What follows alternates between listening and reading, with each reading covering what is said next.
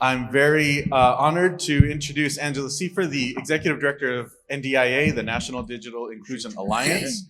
NTTA is the leader throughout the country, not just in Indian country, but throughout the whole US when it comes to digital inclusion and digital equity efforts. And they have been really focused of late on supporting tribal communities. So I'm very grateful to them for that. Happy to introduce Angela Siefer. Thank you, Mikhail. So Mikhail is in the agenda, but he graciously wanted Kendall to take his seat because he thought it was important to hear other voices. I'm Angela Siefer. Again, I'm the Executive Director of the National Digital Inclusion Alliance. Thank you to the 7 people who stuck around for this session. It's all very nice of you to be here. Clearly, you're really caring about what we're going to talk about. So I'm here from Ohio. I'm thrilled to be in this space.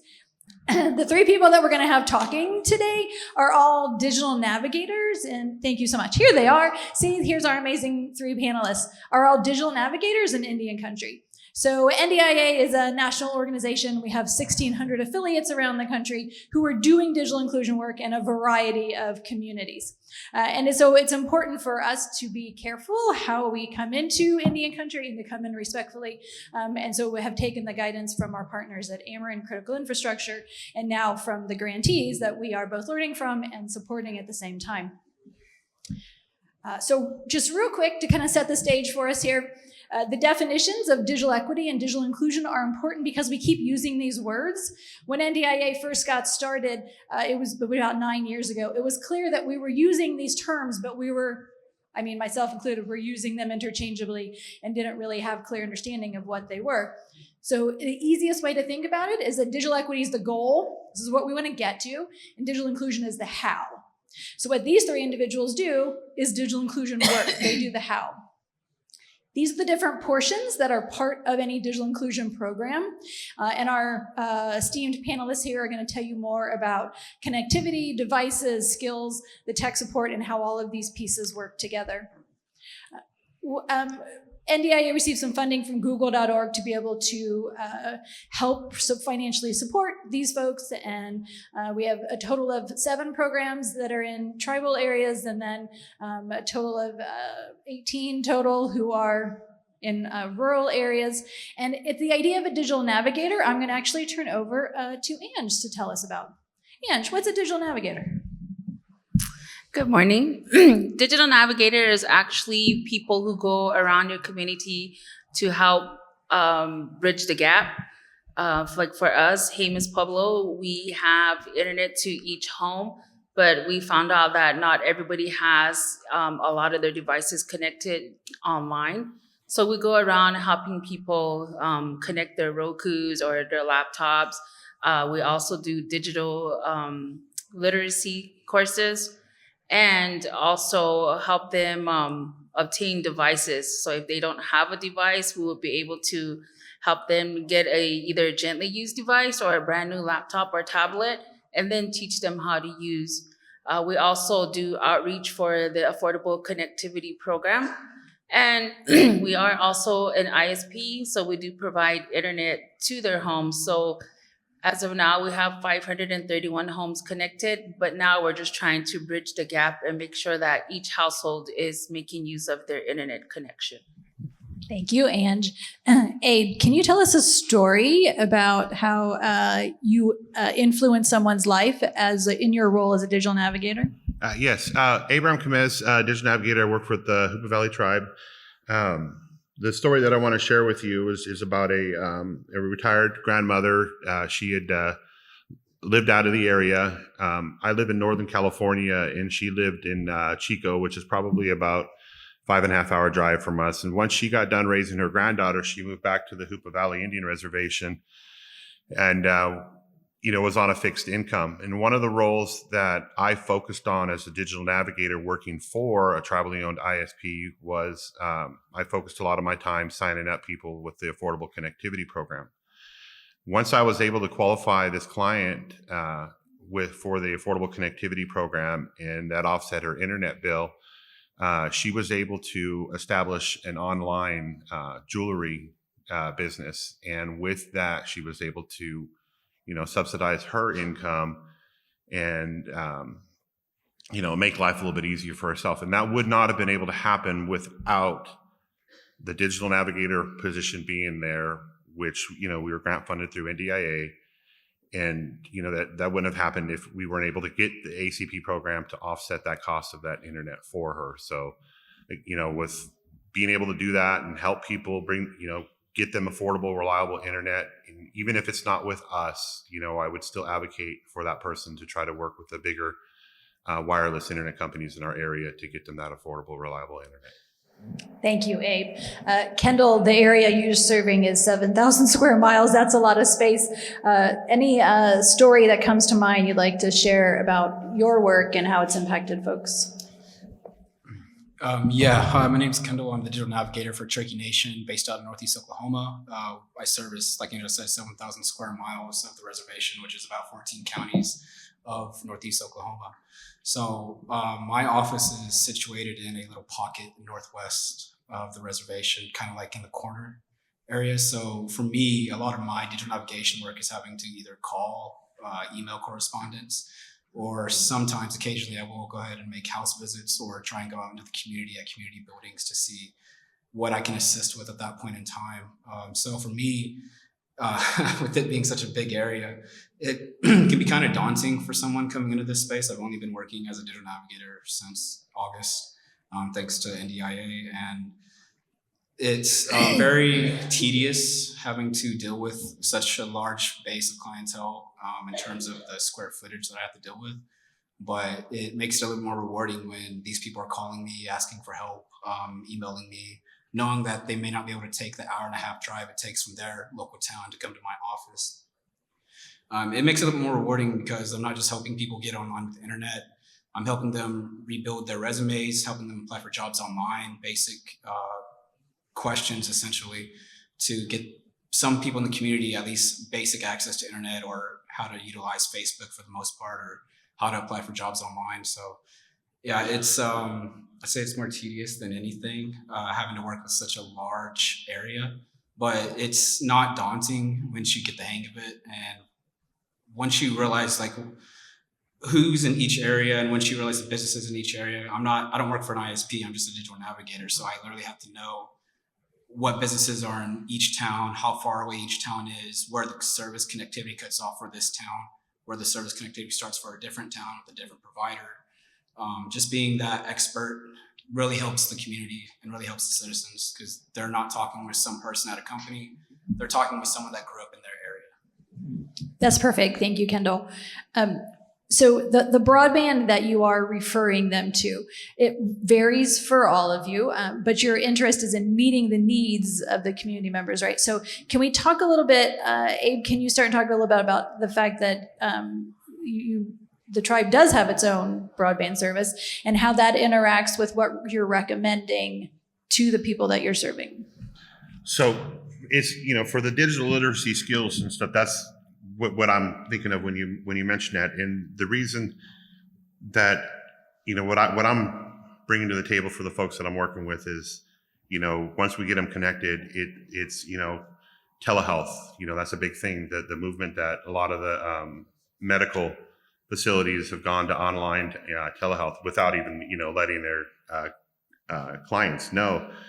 Work, a lot of people, when they transitioned out of COVID, had that option to work from home, and it's a new model that people are following. So, schooling, obviously, education, and we work with these folks because if we don't assist them, if they're needing help with the skills training, they're going to get left behind. So that's been another main focus for myself, and especially with the elder in our area, because they're the ones that I feel would benefit from it the most once we teach them the basic literacy skills. Super. And why teach digital skills, right? Like you work for an ISP. Why bother? Well, we're just bringing more customers to the table. That way we can, eventually down the road, sustainability. But that's just direction that everything's going. I mean, everything's, digital. It's online, and again, if we're not helping these people that, and if they want the help, which most of the people in our area do, they want the help, they want the internet, they want that connectivity, then it's a whole group of people that will get left behind. Thank you, Abe. Ange, you want to add to that? Why bother? Why bother? Well, if you live in your community and then you hear stories, or like, for instance, one of my first pilot classes was our own public works department. The entire tribe moved to a online clocking system, and you have to put in your PTO through online. You have to have access. But then what about the custodians and the field workers? They don't sit in front of a desk all day. So then you kind of sort of start to hear they're struggling on how to do it, or their administrative assistant is super busy that they have to do PTO forms for each individual when needed. So I saw that there was a need. So I approached our public works director, and I asked him if I could get 4 or 5 of his custodians or field workers, the people that really don't have screen time. So we invited them over, and we had the means to provide them with the laptop. They opened it straight out of the box, and just holding their hand and walking through. And the biggest tool that we have on our tribal lands is our native language. We do still speak it. So to their understanding, the tribal members, we let them know how to use the device, what they need to do, make sure they write their passwords down. And then we walk them to their homes, because we're, as an ISP, we provided internet to their homes. We actually showed them how to put the Wi-Fi password in, so that way when they went home, they were already connected, or they were also connected in their offices. So we had a total of 6 weeks training for these individuals. And it's just basic email operation, how to put in PTO, how to do Zoom calls, and just to surf online. And a part of that, we did a little bit of internet safety. And we also educated them on the ACP program that was happening at the time. So I just saw that there was a need for our tribal members. But the other portion is that a lot of times we don't speak if we need help. So I see where there was a need, so I kind of just took action on it. And sometimes it's better to just go that route, because you get a better outcome. Super, thank you. So we hear NDIA there's lots of digital navigators out there, so we're serving and supporting digital navigators all across the country. And a common issue that we'll hear is, well, we had a digital navigator sitting at the library and nobody showed up, so I guess the community doesn't really need anything. Is that true? Well, a lot of platforms that we use, like our partnerships, and one of them, like she had mentioned, is library. So it was kind of a model that I had kind of stole from Mikhail there a little bit. I entered into a partnership with our library branch. I said at times that I'm at the library. It's a bring your own device. It's walk-in. It's open hours. Sometimes I'll have people waiting in line to sit with me, and sometimes I don't have anybody. But the fact of the matter is, people get used to, they know that you're going to be there. Still show up, still go, because they may not be there this week because they didn't want to go for some reason, but then they're like, well, they know I'm going to be there next week. And for every reason, if I'm out for some reason, I let the people know via social media. I let the librarians know that I won't be there that Wednesday. But I think it's very impactful to have those options there, those partnerships, because that if you don't, then people aren't going to be able to reach out to you on their terms. Ange, tell us how you make sure that you're finding folks. You already gave us one example. It's another example of how you're finding the folks that need your assistance. So like Abe said, social media is really impactful, but that's sort of the easy way. And a lot of tribal members, especially the elders, are not on Instagram. They're not on Facebook. They probably do watch Netflix and whatnot, but they're not checking their socials. So a lot of our outreach basically is going door to door. Since we're in a small community, if there's some sort of outage, or if there's the new ACP program that was happening, we took flyers to these homes and we just knocked on the door and left the flyer for them. And then the other portion of it was community outreach. So we have several different programs within our department that we're hosting conferences or mini community events, and we're able to partner with them, help them out with setup and whatnot. And so they gave us a table, an information table, so the public comes to us and we're there providing gently used monitors and asking them about their digital skills and if they should need help, kind of just doing surveys to see where we can improve. So we're out there trying to bring people in, but now at least our community, they do know where to find us. And if they do need help, we've seen that there's an increased number of calls that are coming in, so that way we can help them.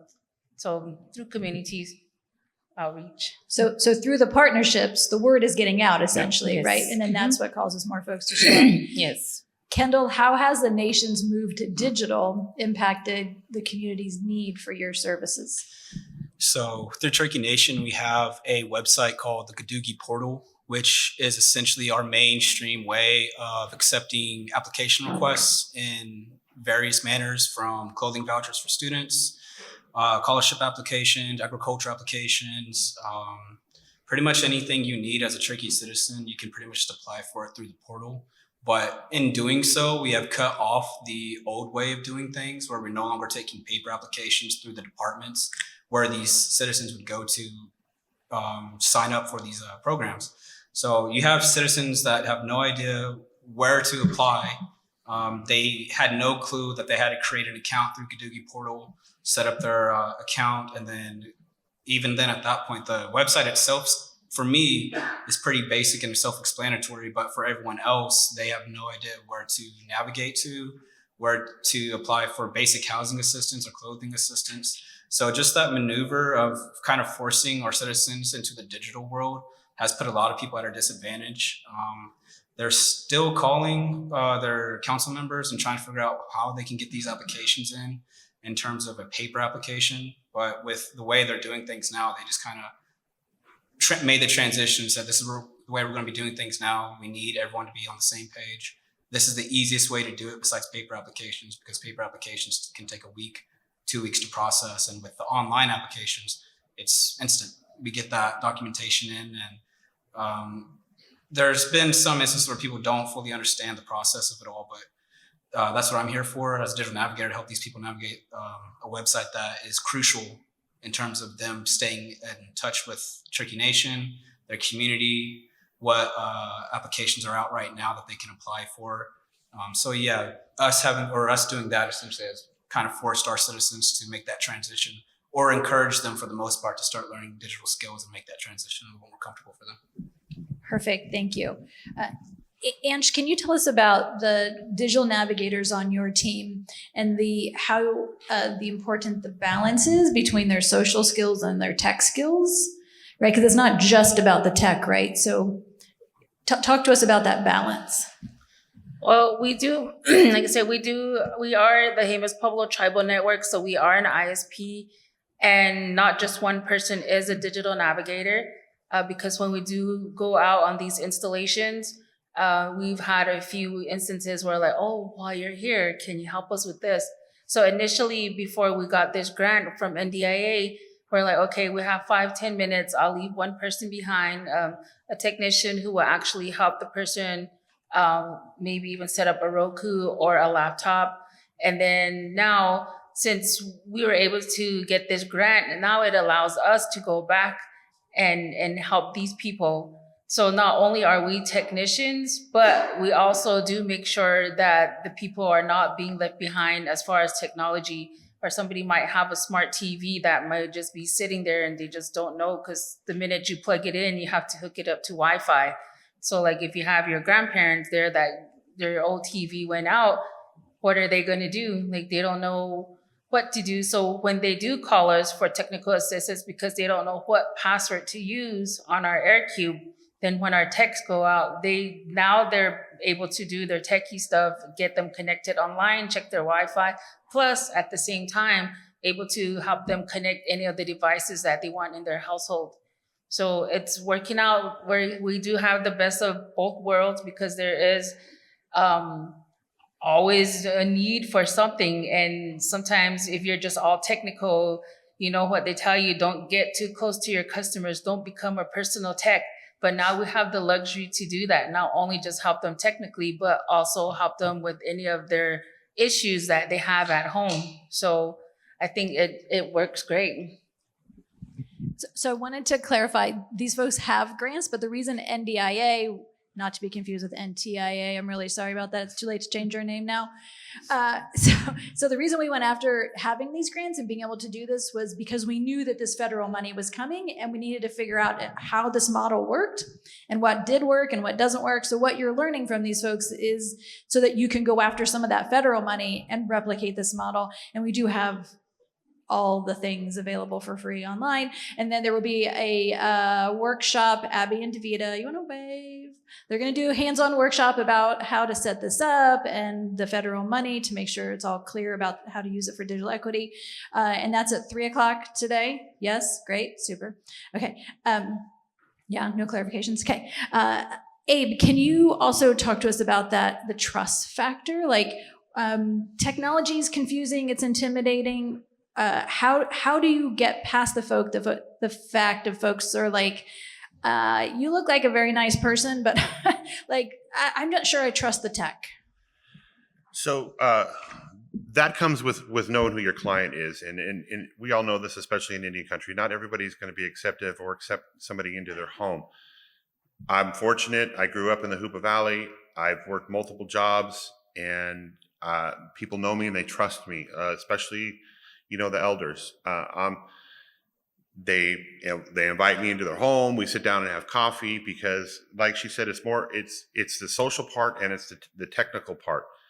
I like to describe digital navigators sometimes as a digital social worker because sometimes that person just needs somebody to talk to. You're there at their house. I'm setting up their home network. I'm tying in their TVs, their laptops, their phones, whatever the case may be. And then I use my experiences as an example for them because I was an Acorn customer before I was an Acorn employee. I walked them through what the access to the internet and how I have my home network set up.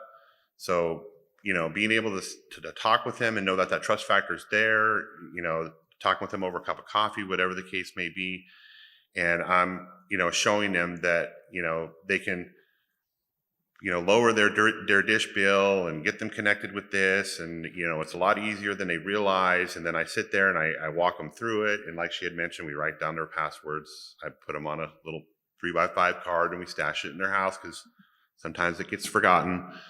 But the trust factor is really big. And like I said, we all know that in Indian country. So it's, as a digital navigator, I'm glad that I was able to get brought on because then that was actually part of the hiring point where I got selected because of the trust that I already had with the folks in our community. Thank you, Abe. Kendall, thoughts on trust and your social abilities as compared to your technical abilities? Yeah, so with me servicing 14 counties, 7,000 square miles, not everyone's going to know who I am or even have an inclination that I grew up in the community. So just whenever you brief about those topics or those cities that you visited or that you passed through, or those communities that you've been through, that sparks a little bit more interest and starts building the bridge of trust between you and your client. A lot of people, because a lot of my communications is through phone calls, they'll ask me where I'm at. I let them know I'm based out in Catoosa. I let them know that I grew up in Tahlequah, I grew up in Lawton, Edmond, just kind of all around the state of Oklahoma. I've been through the communities of Stillwell, Bell, Pawhuska, Jay, Grove, just pretty much everywhere in our nation, just driving through as a child or riding along with my grandmother.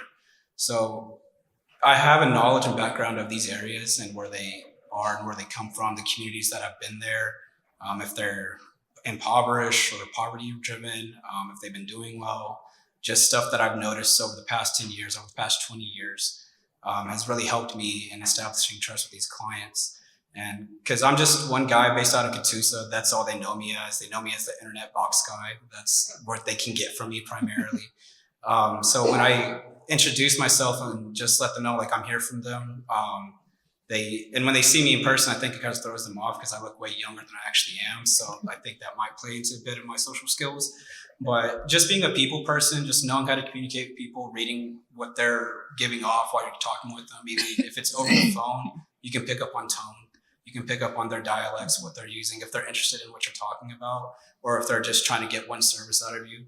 It helps just being knowledgeable about that stuff, because a lot of these people, they're elders in my community, people like Gen X, people in their 40s and up, they're not going to want to listen to a kid that they may or may not know what he's talking about.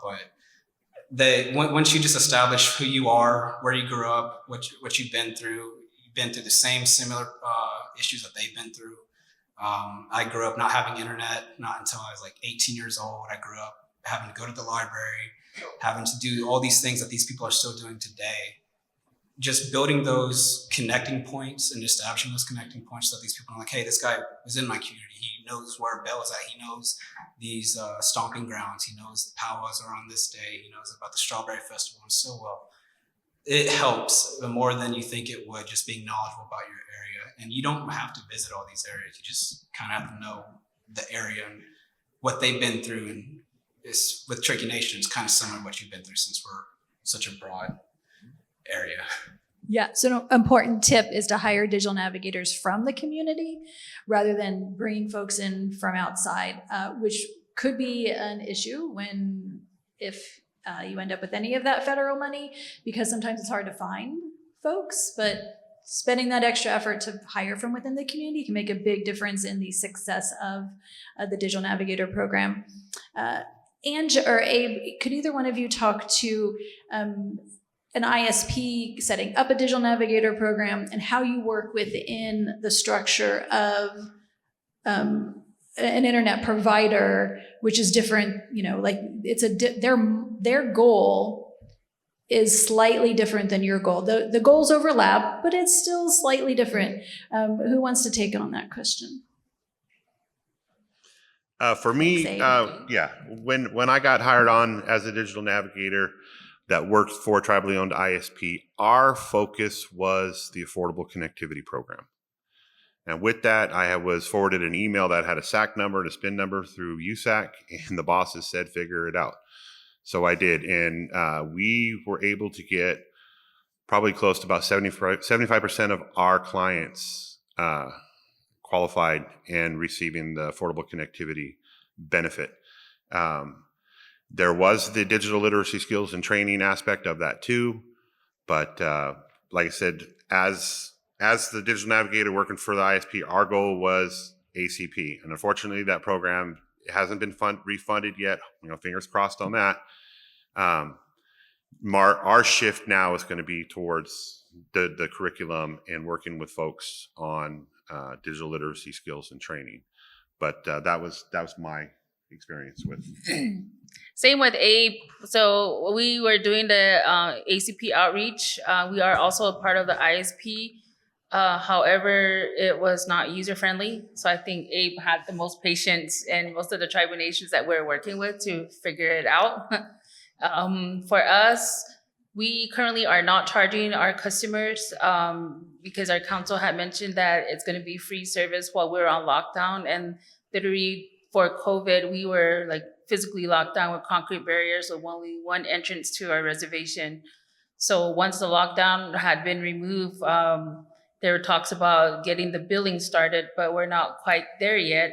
So, but the affordable connectivity is basically our main points, the digital literacy, and also the biggest thing is just gaining the trust of our customers, letting people know that we're there. So even if they have rather a internet issue outage, or if it's like a remote, they can't function or change to the device they want, they put in service tickets. So we try to have a good response time and make sure that we're there for our people, or we're pretty much proactive.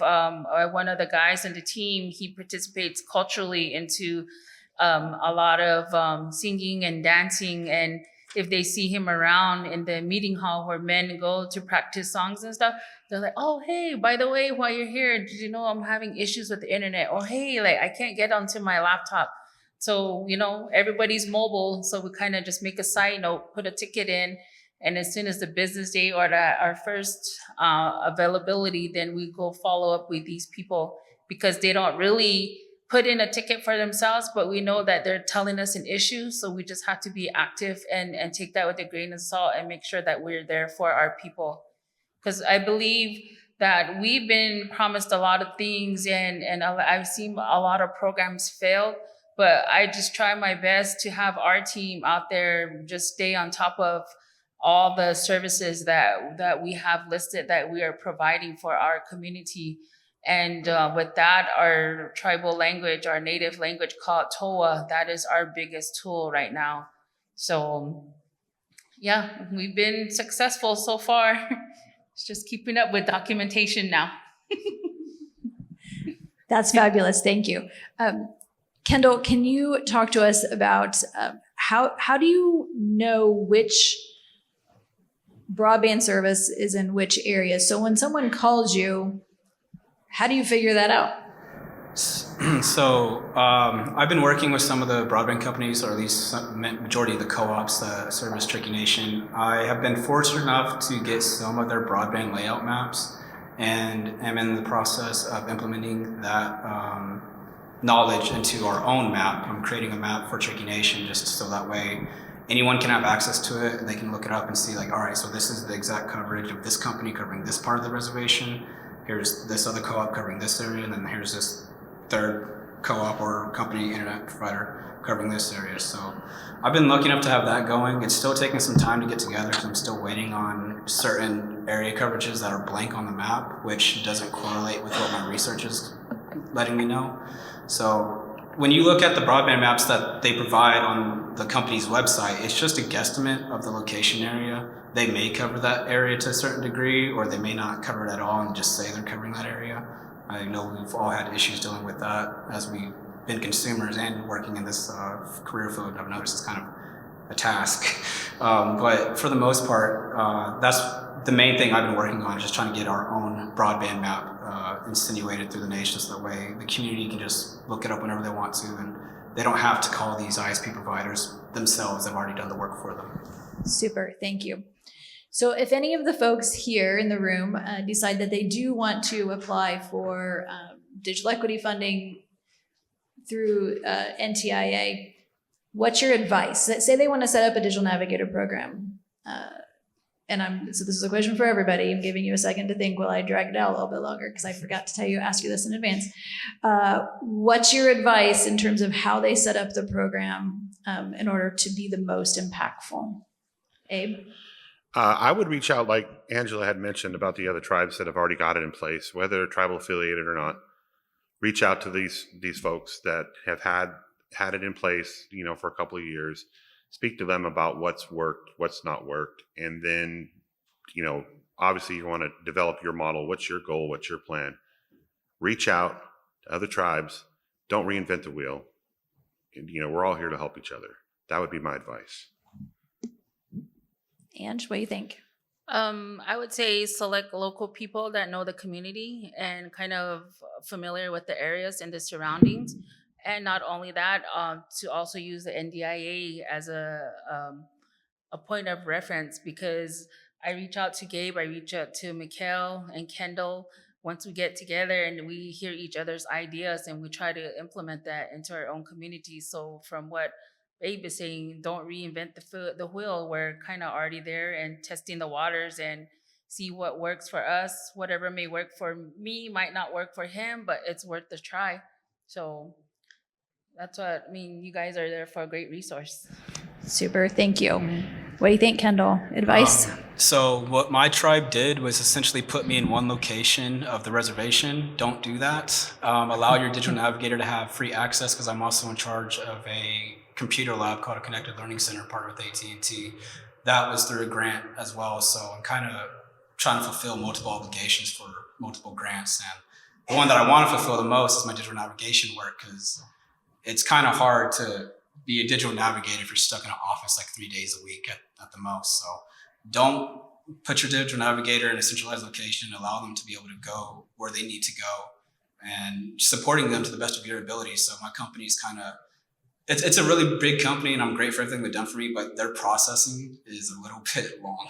It takes a minute to get one thing done, which I understand everyone has things they got to do, but if you have a digital navigation program and you want it to thrive, you need to support it to the best of your ability. And that means giving a lot of your effort into that digital navigator and listening to them and hearing what they have to say when it comes to certain topics.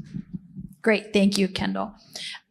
So a couple of you have mentioned the cohort, essentially, like you have peers to talk to. Can you think of an example of something you learned from one of your peers, whether it was a digital navigator at another tribe or a digital navigator in an area that seemed close enough that what they were going through was something you could learn from? Any thoughts? Everybody's looking at Ange. You want to go first? I'll go first. Kendall, great. On this one then. So some of the things I've learned is that networking. I've never been in this position before, so I had no idea how to network or talk with people in the same career field.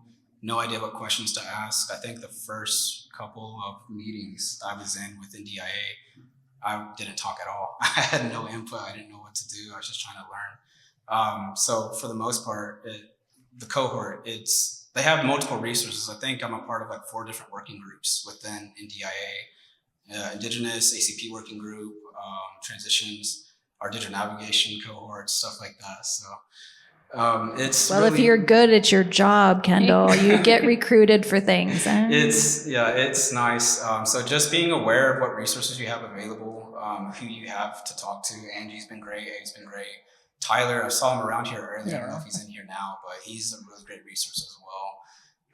Oh, there he is. Hi. Yeah, just talking with these people, because these are, like I said, I just started in this career field in August, so I had no idea about this career field or the job that they were doing, and it's really great work. I'm proud to be a part of this work, and I think I'm probably one of the youngest ones in the cohort that just started. I think we had someone else join as well, but it's really great just to come into here and knowing that I have a multitude of resources, not just through digital navigators, but through NTIA as well as through my own organization. So if you know where to look, or if you don't know where to look, you can ask someone and they'll point you in the right direction.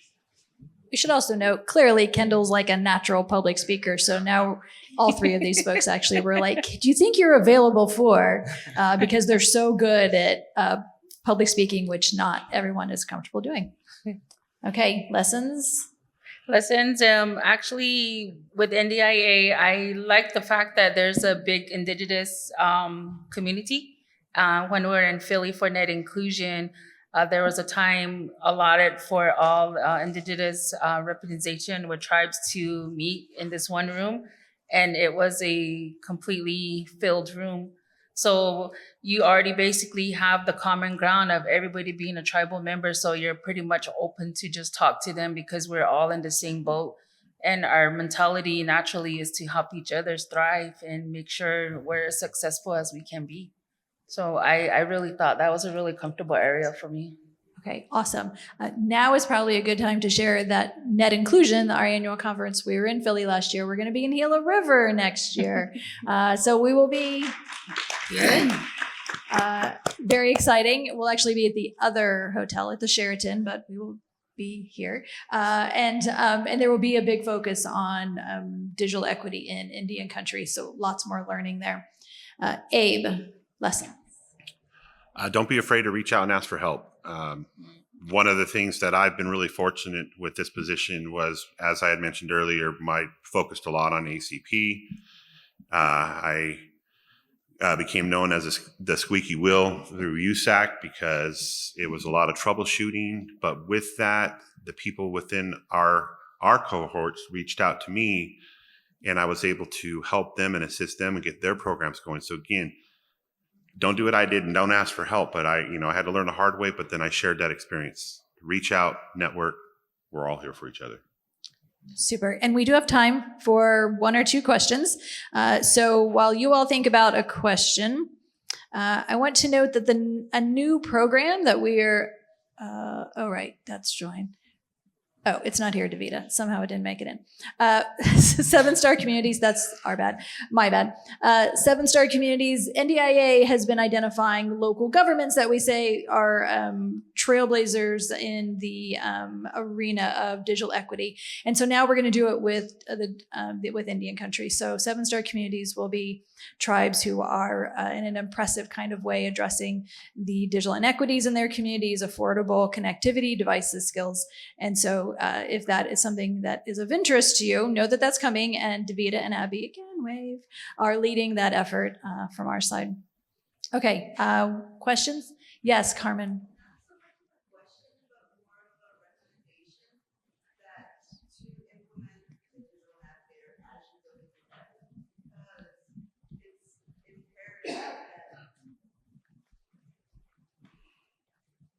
Not so much of a question, but a recommendation that tribes look forward to actually creating this digital navigator position.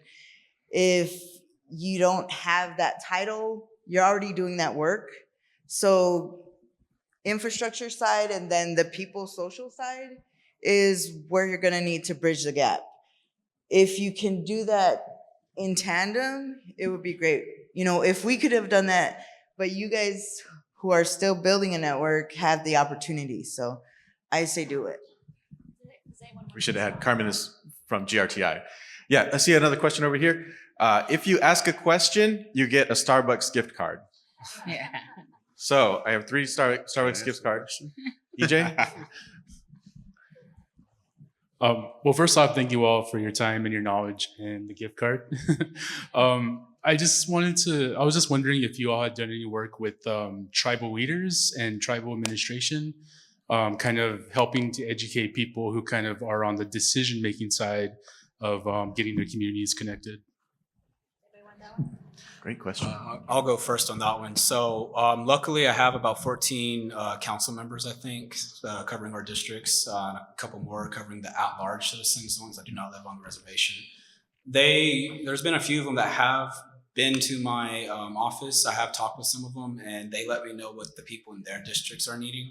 And they also try to hold at least like meet your council member meetings like once a month or once every other month, just little community events.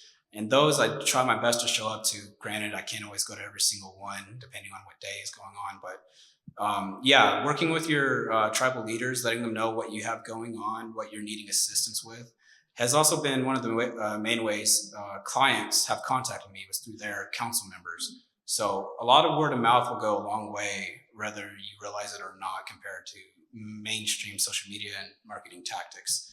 If you're in touch with your tribal leaders and the council members, primarily the council members, the ones that are part of the community daily, you'll get more input, you'll get more feedback in from the community in certain areas of where it is that you're needing help servicing. Within our program, with every step of the way, occasionally the director takes me along so that way we can update our tribal council of what JNet is doing, and a part of that is our navigation, our digital navigator program. So right now what's pending for us is when the tribal men, they go to council meeting, they have a thick binder with papers and minutes and everything. So we walk in with our iPhone or iPads and just flip it out, and they're like, ooh, what do you have?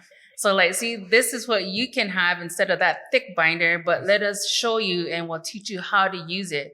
So they were down with that idea. So it's still in the works, but we will be working with ours. And like I said, with anything that we do, the council always have to be informed, and we are always updating so they know well aware of the program and how we're helping our people. Thanks, Angie. We got one over here on the left. Thank you for allowing me to ask the question. Valerie Quintana, I'm newly hired at the Office of Broadband in New Mexico as a tribal coordinator. The digital navigator's role is very interesting to me as far as like, looking forward and wondering, is there certain qualifications that has to meet for the role? Because I really see community health representatives as an avenue that could be used. And if so, then I can connect with the Department of Health to see what kind of training curriculum we can do to start developing digital navigators as CHRs or vice versa. Excellent question. I would say, just the basic fundamental skills in, smartphones, tablets, laptops. So when that person's working with the folks in the field, they can, have that general knowledge, and they don't have to have that. I mean, also, there's self-help videos, LinkedIn, YouTube, whatever the case may be, but that basic knowledge of what you're trying to teach that person, so you're not going in there blind. So I we think do she could have answer that we do have a better. job description. So on NDIA's website is digitalinclusion.org, and there's a page there about the digital navigator program, and there's lots of resources. Right. So if you can't find something there, then you ask Abby and Davida, and then what they do is go back to all of the existing programs and be like, hey, do you guys already have X? Because that whole don't recreate a wheel type of business, we're really about that. Any last comments from folks? Thank you. This was really amazing. Thank you so much.